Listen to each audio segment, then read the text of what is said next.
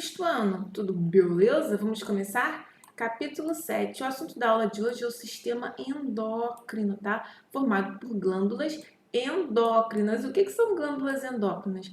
Elas são semelhantes entre si e elas possuem células e tecidos especiais que produzem hormônios. Então, quem produz hormônio no nosso organismo são as nossas glândulas. Olha só quantas glândulas o nosso organismo tem. Tá?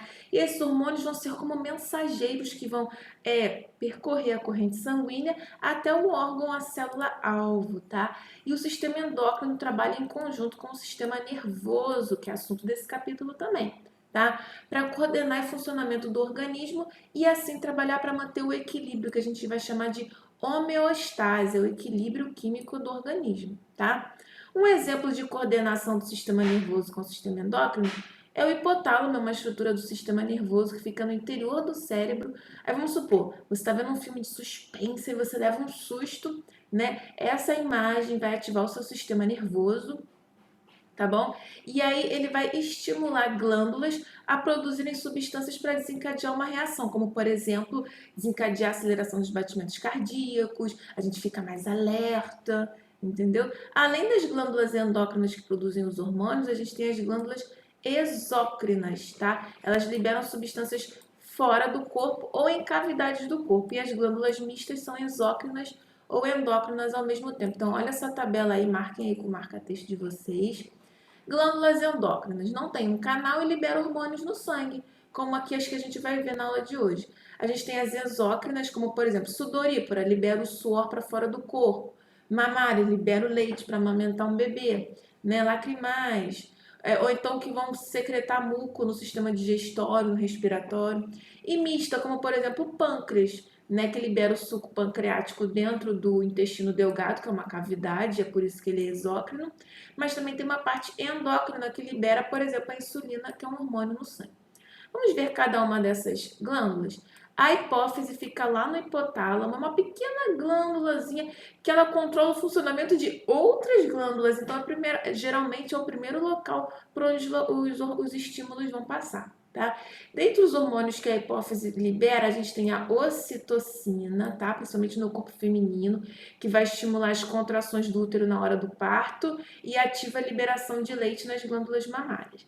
A gente tem o antidiurético, conhecido como ADH, ele vai atuar nos rins, a gente já viu os rins, né?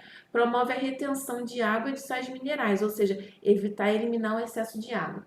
Gonadotrofinas, nossa, que hormônio com nome difícil, né? Eles vão atuar nos ovários e nos testículos, ou seja, estimulam os hormônios sexuais, tá?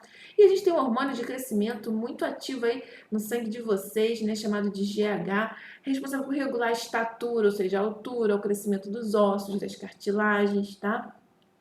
A glândula tireoide, ela fica aqui no pescoço, tá? Na frente da traqueia, aqui embaixo da laringe. Tá? Ela é pequenininha, tá? E ela controla o metabolismo, ou seja, a tiroxina, que é um hormônio produzido pela glândula tireoide, tá? E esse hormônio tiroxina, ele tem uma substância chamada iodo, ele precisa dele para funcionar.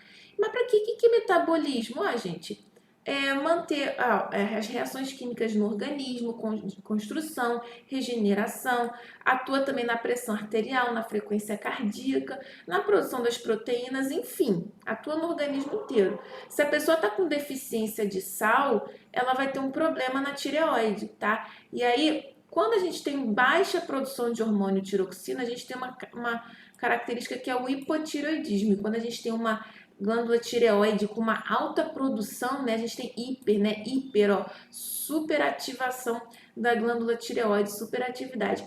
E hipotireoidismo, baixa atividade. Então, o metabolismo cai, a pessoa fica mais lenta, pode dar depressão, ela ganha peso. Ao contrário do hipertireoidismo, né? Que causa aceleramento, nervosismo, agitação, provoca emagrecimento, tá bom? Pessoas que têm esses problemas na tireoide costumam ter no pescoço o que a gente chama de bócio. Então, tá aqui o pescoço de uma pessoa normal e uma pessoa com bócio, ela vai ter um aumento aqui, ó. Um aumento aqui no pescoço, tá bom? Um inchaço no pescoço. Uma inflamação, desenvolvimento na tireoide, tá vendo que ela ficou no pescoço?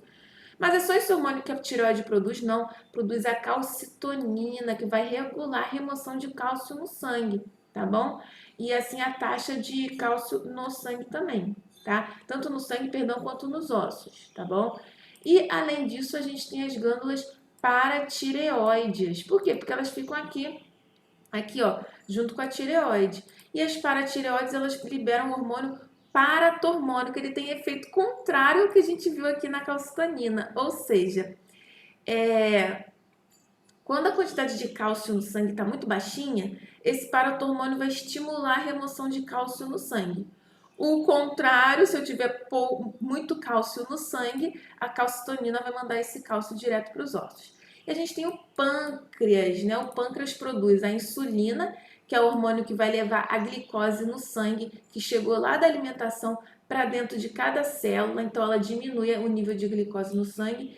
E se eu tiver sem comer? Horas sem comer, se eu estou em jejum, é o glucagon. Glucagon é o hormônio do jejum, tá, gente? Anotem aí, tá bom? Então, se você está em jejum, o glucagon vai estimular a remoção de glicose das nossas reservas e aumentar seu nível no sangue, tá? Quando a pessoa tem algum problema no hormônio insulina, ela tem o que a gente chama de diabetes, então a glicose dela fica muito alta, tá? A diabetes tipo 1 é mais comum em pessoas novas, que elas têm uma predisposição genética, então elas não têm a produção de insulina, então elas têm que fazer uma reposição. E a tipo 2 é consequência de maus hábitos alimentares, tá? Então acaba tendo a pessoa não consegue, o organismo, ter uma boa produção de insulina.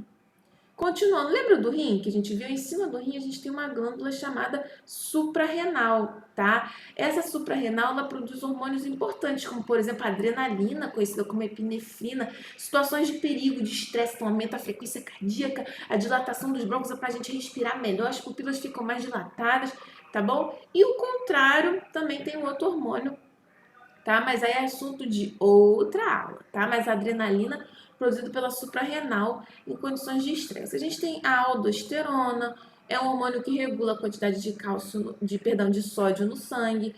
O cortisol, mediador da reação do organismo ao estresse, tá? Então vamos supor, quando você tem uma situação de fuga ou de luta, o cortisol vai atuar aí, tá bom?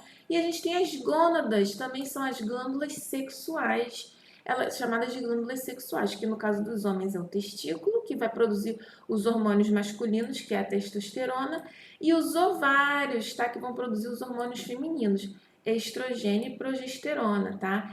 Esses hormônios vão estimular o desenvolvimento de características sexuais secundárias, tá bom? Como, por exemplo, pelo, né, engrossamento da voz, controle da menstruação, da gravidez, enfim, tá? Além disso, eles também são responsáveis por produzir as células sexuais, os gametas. Quem são os gametas? Ora, espermatozoide e os óvulos, tá bom? E agora vamos exercitar?